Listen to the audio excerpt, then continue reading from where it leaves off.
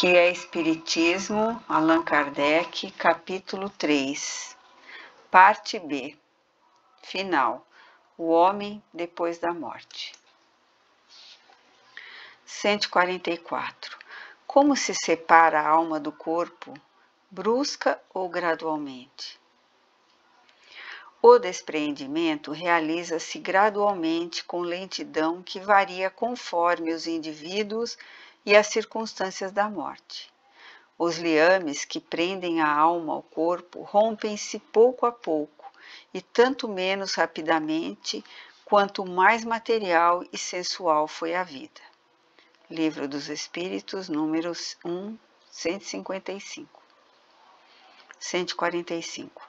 Qual a situação da alma imediatamente após a morte do corpo? Tem instantaneamente consciência de si mesma? Numa palavra, o que vê, o que experimenta? No momento da morte, de pronto, tudo é confusão.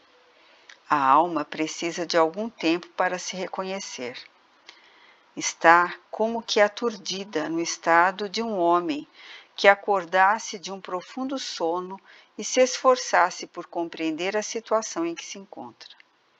A lucidez das ideias e a memória do passado retornam-lhe à medida que se apaga a influência da matéria de que acaba de desprender-se e que se dissipa o nevoeiro que obscurece os pensamentos. O tempo de perturbação que se segue à morte varia muito. Pode ser de algumas horas apenas ou de muitos anos. É menos longo nos que se identificaram, quando viviam, com o seu estado futuro, pois compreendem imediatamente a situação. Ao contrário, é mais longo quanto mais material lhe transcorreu a existência. A sensação que a alma experimenta naquele momento é também muito variável.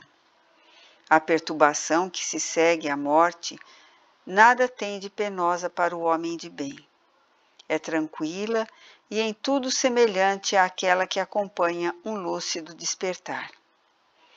Para aquele cuja consciência não é pura e que teve mais apego à vida material que à espiritual, a sensação é de desassossego, plena de angústias que aumentam à medida que assenta as ideias, pois que então o assalta o medo, uma espécie de terror, em presença do que vê e, sobretudo, do que pressente. Experimenta, entretanto, um grande alívio e um imenso bem-estar, sensações que poderiam ser chamadas de físicas. Encontra como que o alívio de um peso. A felicidade por já não experimentar as dores corporais que pouco antes da libertação ainda sofria. O desembaraço e a leveza como alguém que se estivesse livrado de pesadas cadeias.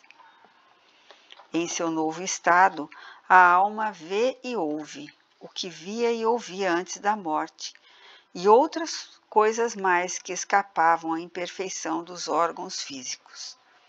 Tem sensações e percepções que nos são desconhecidas. Revista Espírita, 1859, página 244. Idem, 1860, página 332. Idem, 1862, páginas 129 e 171. Observação. Estas respostas e todas as relativas à situação da alma depois da morte ou durante a vida não resultam de uma teoria ou de um sistema, mas de estudos diretos feitos em milhares de seres observados em todas as fases e em todos os períodos de sua existência espiritual, desde o grau mais ínfimo ao mais elevado da escala, segundo seus costumes durante a vida terrena, gênero de morte, etc. Diz-se, muita vez, falando da vida futura, que não se sabe o que nela se passa, pois ninguém voltou para contar. É um erro. São precisamente os que nela se encontram que nos vêm dar suas instruções, e isso Deus permite hoje, mais que em outra época qualquer, como última advertência dada à incredulidade e ao materialismo. 146. A alma desprendida do corpo vê a Deus? As faculdades perceptivas da alma são proporcionais à sua pureza. Só às almas elevadas é dado fruir da presença de Deus. 147. Se Deus está em toda parte, por que razão não é dado vê-lo a todos os espíritos? Deus está em toda parte porque irradia para todas as partes. Pode-se dizer que o universo está imerso na divindade, como nós estamos na luz solar. Os espíritos atrasados, entretanto, acham-se envoltos por uma espécie de treva que o oculta a seus olhos e que só se dissipa à medida que se purificam e se desmaterializam. Os espíritos inferiores são, quanto à vista e com o respeito a Deus, o que são os encarnados com respeito aos espíritos, verdadeiros cegos. 148. Depois da morte, a alma tem consciência de sua individualidade? Como constata e como podemos nós constatá-la? Se as almas não tivessem sua individualidade depois da morte, para elas e para nós seria assim como se não existissem. As consequências morais seriam exatamente as mesmas, não teriam quaisquer caracteres distintivos, e a alma do criminoso estaria na mesma categoria que a do homem virtuoso, do que resultaria não haver interesse algum em praticar-se o bem. A individualidade da alma é posta em evidência de maneira quase material nas manifestações espíritas, pela linguagem e pelas qualidades características de cada uma, pois que pensam e agem de diversas maneiras. São umas boas, outras más, umas instruídas, outras ignorantes, desejando algumas o que outras desprezam. Esse fato prova, evidentemente, que não se acham confundidas num todo homogêneo, para não falar das provas patentes que nos oferecem, de terem animado tal ou qual indivíduo na Terra. Graças ao espiritismo experimental, a individualidade da alma já não é uma coisa vaga, e sim um resultado constatado pela observação. Porque tem pensamento e vontade próprios, distinto das demais, a alma por si mesma prova a sua individualidade. Prova-o também com seu envoltório fluídico, o perispírito, espécie de corpo limitado que a torna um ser distinto. Observação. Creem certas pessoas escapar à censura de materialistas, admitindo um princípio inteligente universal, do qual absorvemos uma parte.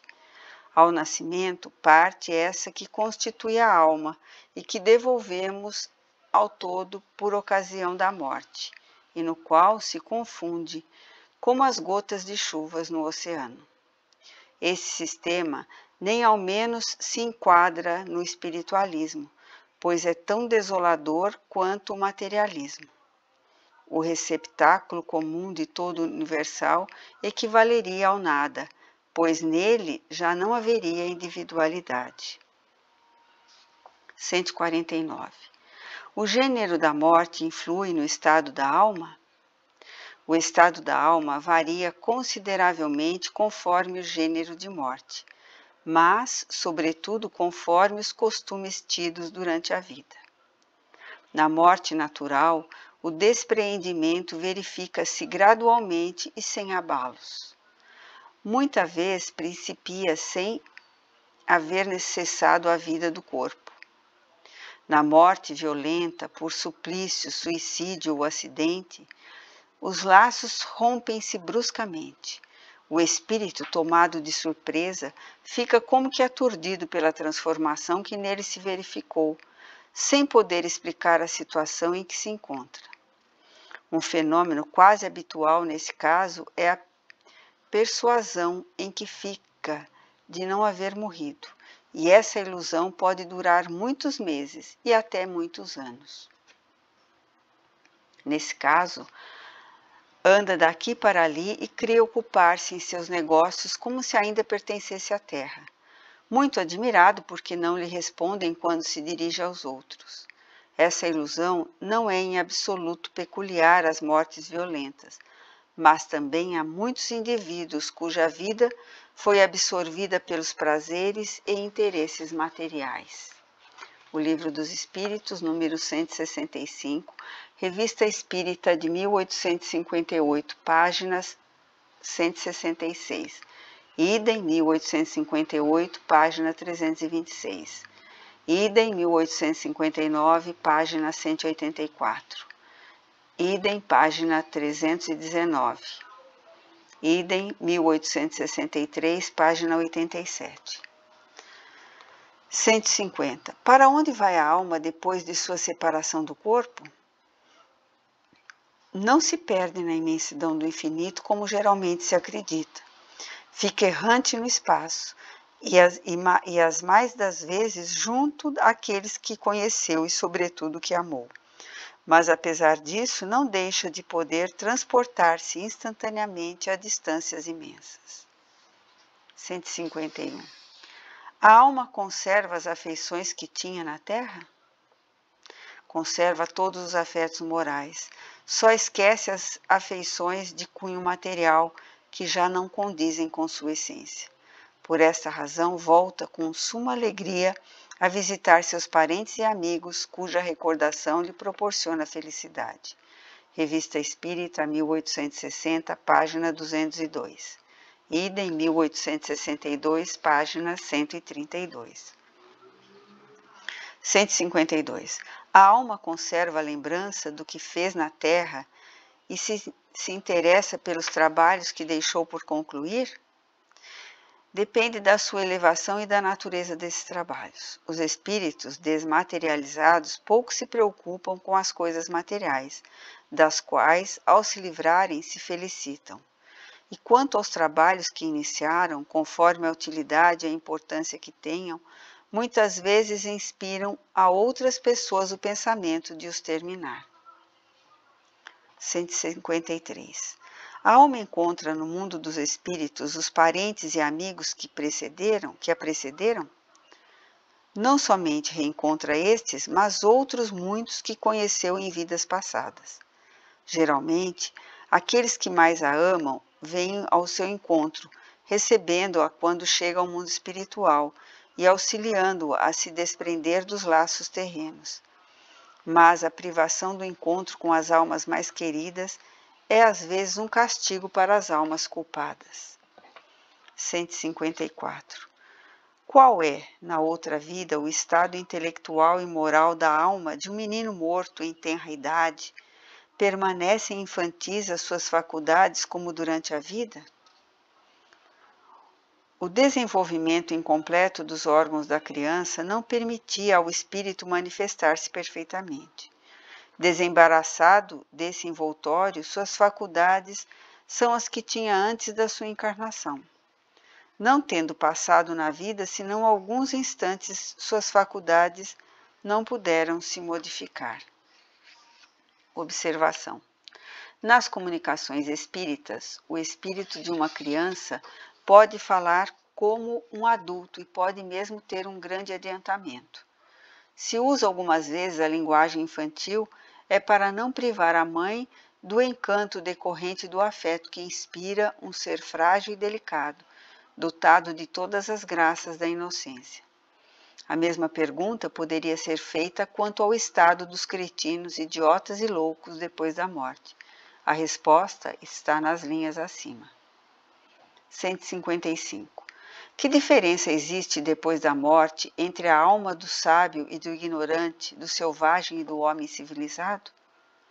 A mesma, pouco mais ou menos que entre elas existia durante a vida, pois o simples ingresso no mundo dos espíritos não prodigaliza à alma todos os conhecimentos que carecia na terra. 156. Progridem as almas intelectual e moralmente depois da morte? Progridem mais ou menos, conforme a vontade que tenham. Algumas fazem consideráveis progressos. É preciso, porém, pôr em prática na sua vida corporal o que adquiriram em cultura e moralidade.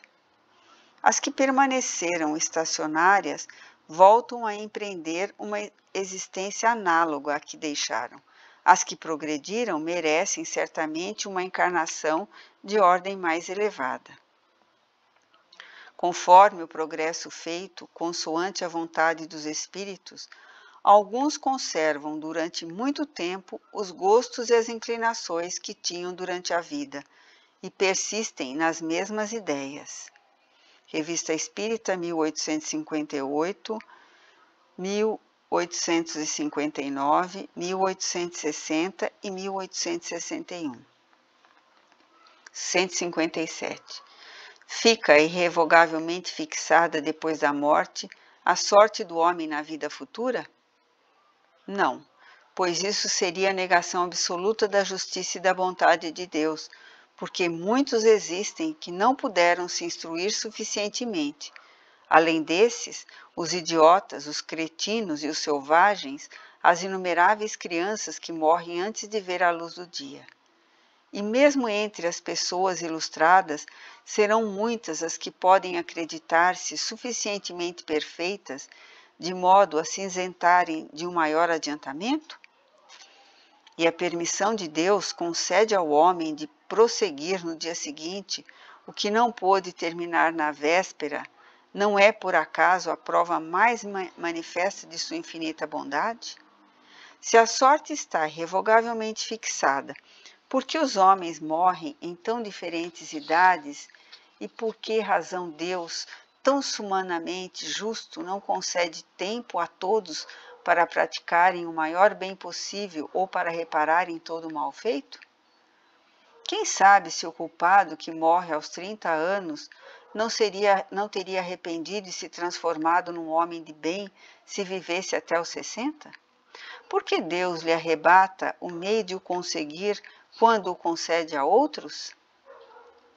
Só o fato da diferença na duração da vida e no estado moral da maioria dos homens prova a impossibilidade, admitindo-se a justiça de Deus, de a sorte das almas estar irrevogavelmente fixada depois da morte.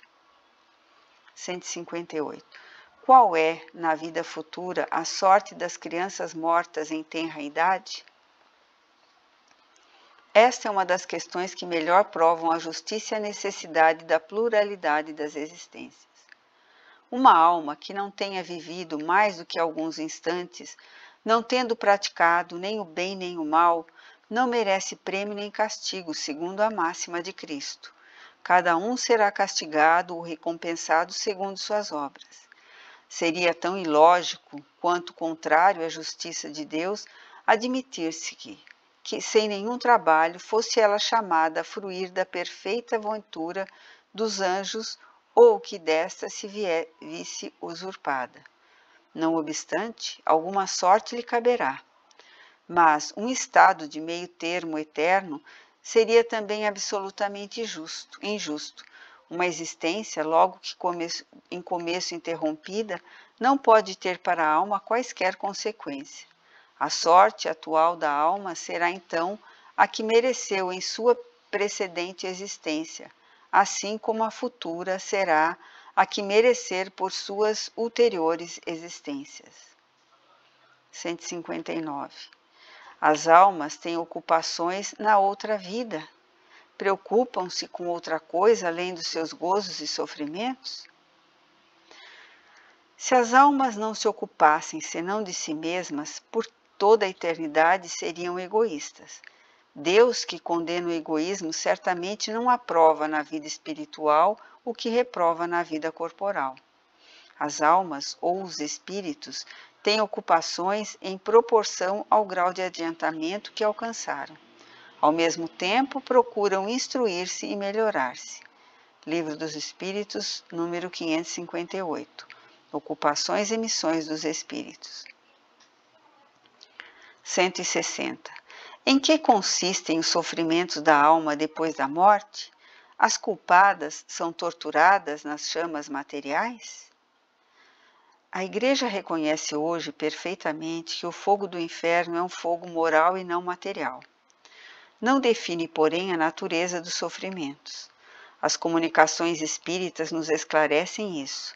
Por meio delas, observamos esses sofrimentos e nos convencemos de que, se bem não resultem de um fogo material, que com efeito não poderia queimar as almas que são imateriais. Por isso, não deixam de ser, em certos casos, menos terríveis. Essas penas não são uniformes, variam ao infinito, segundo a natureza e o grau das faltas cometidas. Muito a miúde, as próprias faltas é que lhes servem de castigo. Assim, certos assassinos são obrigados a permanecer no local do crime e têm incessantemente a visão de suas vítimas. O homem material e sensual conserva os mesmos apetites, mas a impossibilidade de os satisfazer materialmente torna-se-lhe um tormento.